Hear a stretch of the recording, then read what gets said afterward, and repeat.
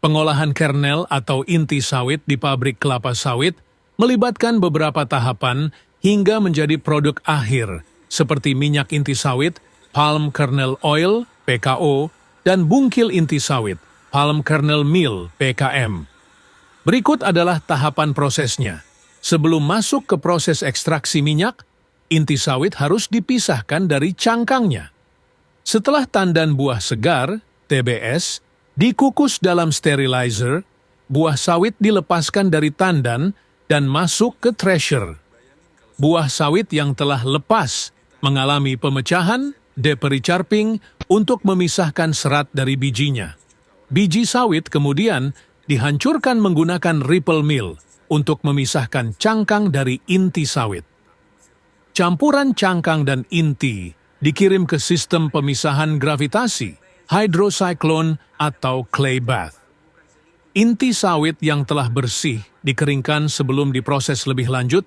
Inti sawit dihancurkan dalam mesin crusher untuk memperkecil ukuran dan memudahkan ekstraksi minyak.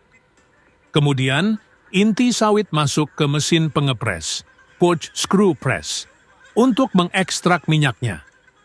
Minyak yang diperoleh masih mengandung kotoran dan kelembaban. Minyak inti sawit kasar disaring dan dikeringkan untuk mengurangi kadar air sebelum dikirim ke pabrik pemurnian lebih lanjut. PKO digunakan sebagai bahan baku industri pangan, margarin, cokelat, dan minyak goreng, kosmetik, farmasi, dan biodiesel. Bungkil inti sawit yang merupakan sisa padatan dari proses ekstraksi minyak digunakan sebagai bahan pakan ternak karena kandungan protein yang banyak.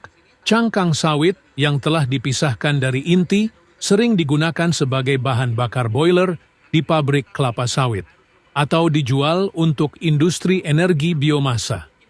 Proses ini memastikan bahwa seluruh bagian dari inti sawit dimanfaatkan secara maksimal, menghasilkan produk yang bernilai tinggi, baik untuk industri pangan maupun energi. Semoga bermanfaat. Jangan lupa like, follow, dan share. Terima kasih.